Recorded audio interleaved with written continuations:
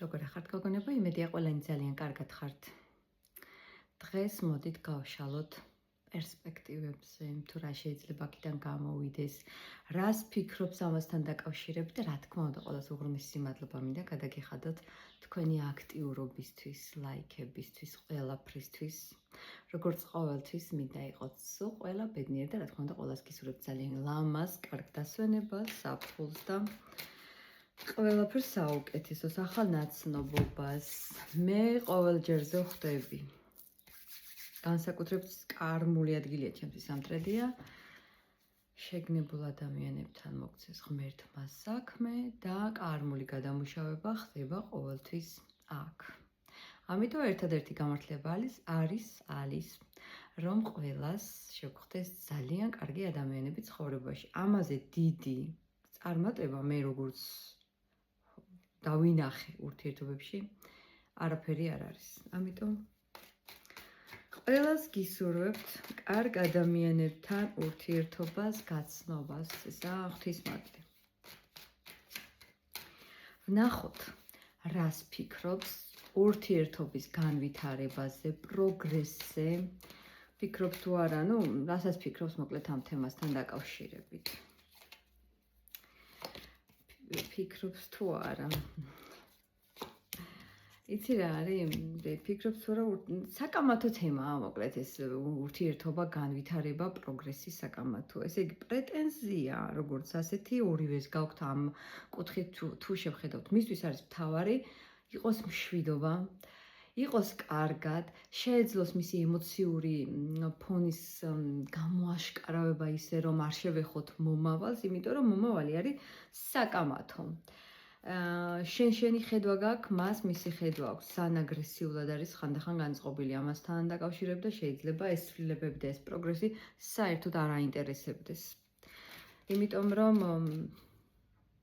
ყველა ადამიანი თავისებურად თავისებურია, მაგრამ ამას განსაკუთრებით რომ აქვს ფოკუსირება, რომ მე მინდა იყოს მშვიდობა ურთიერთობაში, მე მაქვს ემოცია და რა თქმა უნდა აქვს ემოცია და ჭირდება შენთან ურთიერთობა, მაგრამ არაპროგნოზირებადი ადამიანი, არ ვიცი, თუ მე მიწერენ კომენტარს, როგორ ვენატრები, თუ არ ვიცნობ ამ ადამიანს, ხვდებით, ხომ უნდა მიხვდეს ადამიანებმა, როცა რაღაცა არ ემთხვევა, არ არის შენზე, რა ვქნათ.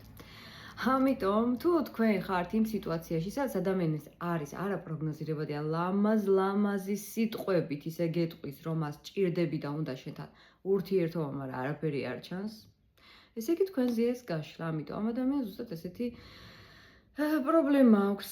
სურს ურთიერთობა, არაპროგნოზირებადი, რა თქმა უნდა, მაგრამ ის ფაქტი, რომ გული შენსკენ მოუწევს, ეჭვიანობს თავისთავად, ეს არის. მე ახლა მაინტერესებს თავარი მომენტი.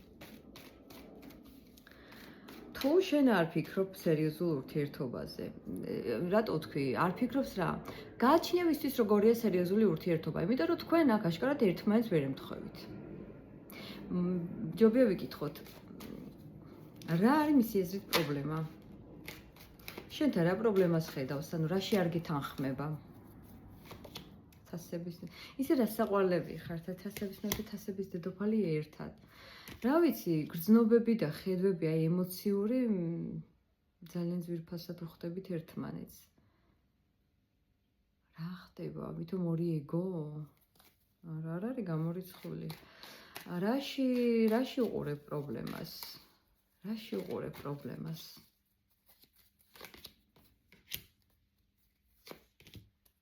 ეგოზე მართალი ვიყავი. ორი ეგო. არა, მომავალი არ აქვს გადაწყვეტილი. პრობლემა თქვენში არ არის, რაში უყურებს პრობლემას. ერთადერთი ხა თუ ის არის პრობლემა, რომ მართალია ორი ადამიანი, რომელსაც ძალიან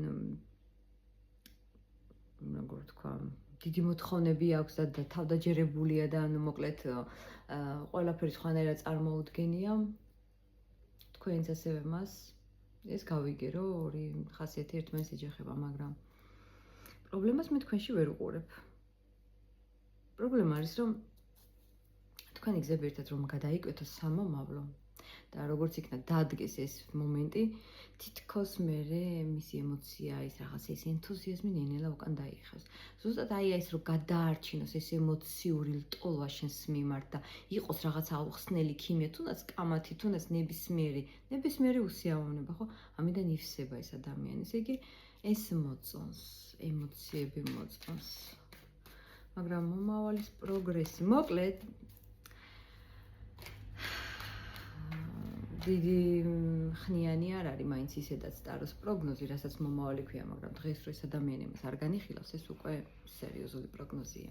ამიტომ ყველაფერი შეიძლება შეიცვალოს, მაგრამ დღეს არ ფიქრობს ეს ადამიანი არანაირ პროგრესზე. კარგი.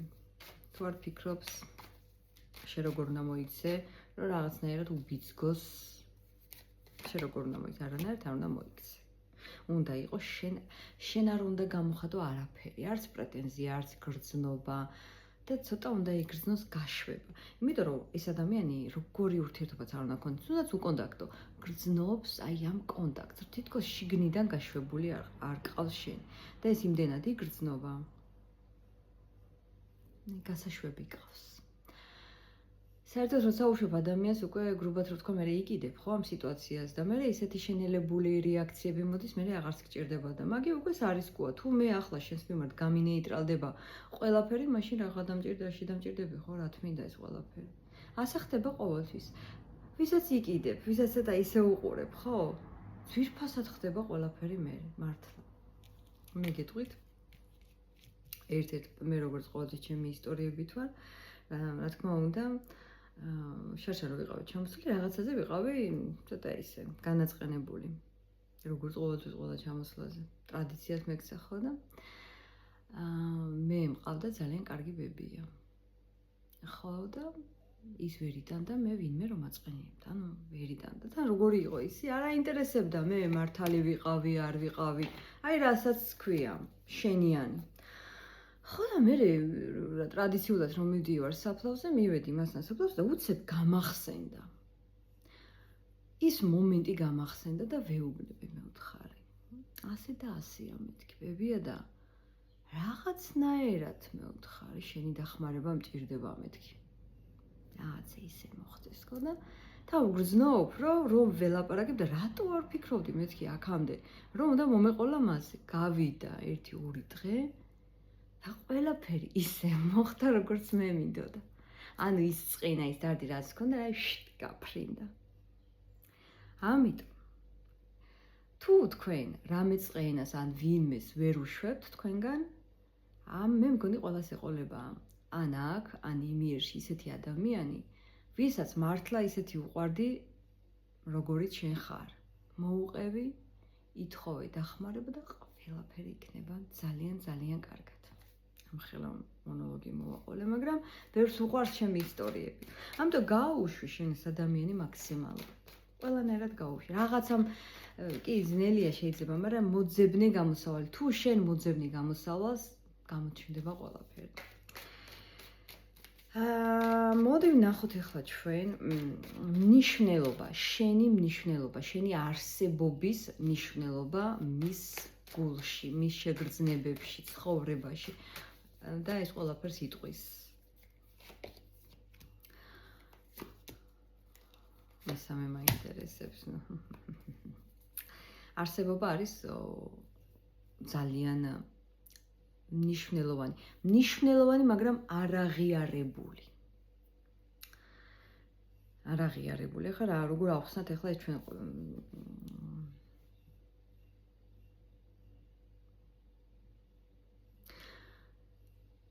ესე იგი, სანამ ხარ და სანამ გგრძნობს ეს ადამიანი, როგორი მოქმედებაც არ უნდა გქონდეს, თითქოს ყველაფერი ისე მიდის, როგორც მიდის, ცვლილებების გარეშე. თითქოს იმას ვერ ხედავს, რაც უნდა დაინახოს. და მაქსიმალურად გაურბის ემოციურ მიჯაჭვულობას, რომელიც, რა თქმა უნდა, უკვე აქვს და მას ხვდება. და ეს არის მთავარი პრობლემა მისთვის, არ უნდა რომ იგეჯაჭვოს. არანაირად. არ ვიცი რა მიზეზებიდან გამომდინარე ხდება ესე, მაგრამ ერთი სიტყვით, თუ შენ მის ცხოვრებაში არ იქნები, ეს იქნება მისთვის რაღაცა ერთი დიდი ცხოვრების დასასრული, ერთი დიდი ისტორიის დასასრული, შეიძლება ახლა დიდად არაფერი გადასარევი არ ხდებოდეს, მაგრამ შენ მაინც არსებობს, შენ მაინც გრძნობს ეს ადამიანი. ამიტომ რო არ იქნები მასთან მის ენერგიებში, აი მაშინ შენი მნიშვნელობა იქნება როგორ იცი? ქრონიკული მონატრება, აუტანელი მდგომარეობა, სევდა ქრონიკული, განცდა იმის, რომ თითქოს აი ყველაფერი რო დამთავრდა. ზოგჯერ ამ სიტყვას ვერაცნობიერებს ადამიანი, რას ნიშნავს ყველაფერი დამთავრებულია. შეიძლება ეს სიტყვიერად თქვა, რაღაცა პერიოდი არ ქონდეს კონტაქტი და თქვა, რომ არა ყველაფერი დამთავრებულია, მაგრამ რეალურად გააზრება ყველაფერი დამთავრდა. აი მე რა რთული შესაძლებელია. და აი მაშინ რა თქმა უნდა, უფრო მეტად შეხედავს შენს ფასს და შენს მნიშვნელობას. ამ შემთხვევაში ეს თქვენთვის არაფრის მომცემი არ არის, ახლა მე ასე უყურებ ამ ყველაფერს, ზოგი იტყვის ძალიან კაი და რაღაცა, მაგრამ ახლა რომ დაუკვირდე მე ამ ყველაფერს, ჩემთვის რა ამერი, ხო? მე მაგალითად ყველაფერი ჩავდი ამ ყველაფერში, ამ ჩემი წლები, რესურსი, ყველაფერი. მე არაფერს არ მაძლევს, თავიდანაც არ მომცა და ახლაც მე არაფერს არ მომცემს და ახლა ის იდარდებს თუ იტირებს, ამას არაფერი მნიშვნელობა არ იქნება. ამიტომ ასეთი ფსიქოლოგიური და რაღაცა. ასეთი პასუხები ამოვიდა გოგონებო. ბარემ გრძნობაც ვიკითხოთ ერთი რადგანაც ასეთი სურათი დაიხატეთ, მაინტერესებს დღეს, აი ახლა ამ ენერგიებში რა სახელს არქმევს? აი მე მაინტერესებს მის თავში რა სახელს არქმევს ამ გრძნობას, როგორია გრძნობა? როგორია გრძნობა? იმპერატორის. შენ ხარ. ჭკვიანია ის მაგარი ჭკვიანებს. შენ ხარ. ესე როგორია იცი? შენ ხარ ისეთი როგორიც ხარ, კარგი, ვიდიანი რაღაცა ესეთი. შენი იცევ სხვების ყურადღებას, შეიძლება სულ ცენტრში ხარ. შენი ხასიათი ეს ყველაფერი მასში აღვიძებს ძალიან დიდ ინტერესს. ანუ რას არქმევს ახლა? ინტერესს. ყველაფერს არქმევს, ოღონდ აი ემოციას ვერ პოულობ, რო თქვას მე შენ მიყვარხარ. მე შენ მიყვარხარ, ხო შეიძლება თქვას? არა, ის ქალი ესეთია. ისეთია, ძვირფასია, რაღაც მდიდრული, რაღაცნაირია. ეფექტურია, მომწონს. მეტი რა, აი ამას და სულ გიყურებს, სულ აინტერესებს ყველაფერი, სულ რაღაცა, სულ გებრძვის თან, სულ რაღაცნაირად უნდა რომ ცოტა ენით რაღაცნაირად გული გატკინოს თუ რა ვიცი, რა სტილობს, ყველასე შეიძლება ასე არ იყოს, მაგრამ საერთო ფონი ასე იკითხება. აქ ძალიან შესამჩნევია კიდე ის მომენტი, რომ შენი ცნობიერება ბევრად მაღალია. კი იცის კაი და ცუდის გარჩევა ამ ადამიანმა. მაგრამ სად ასეთი იმპერატრიცაც რო ხარ, დიდად კომფორტული მისთვის ნამდვილად არ არის. თუ ახლა მის ღმერთმა დაგიფაროს პაჟი ხმლის დონეზე რო ჩამოხვიდე, არ ვიცი რა ვთქვა, პაჟი ხმალი მამაკაცში რო პაჟი ხმლის ენერგია, რაღაცა საზიზღარია, ხანდახან ისე საზიზღარია, რომ რა არ ვიცი, რა სიტყვები მოვძებნო, არ ვიცი, ასე არ მინდა ზოგადად ამაზე საუბარი, მაგრამ გირჩევთ, რომ არ შეეცადოთ მის გაგებას, მის ქცევებს, იმიტომ რომ ეს ადამიანი ვერასდროს ვერ შეძლებს და არც მოუნდება დაფიქრდეს, თუ როგორი შესაბამისი მოპყრობა და დაფასებაა თქვენთან საჭირო, როცა ამ ხელა არჩევანი უკვე მაინც გაკეთებული აქვს თქვენს მიმართ. ნამდვილი ზღაპრული თერაპია, რასაც ყვები მე მგონი. მე ყველას გელოდებით გოგონებო კომენტარებში და დროებით.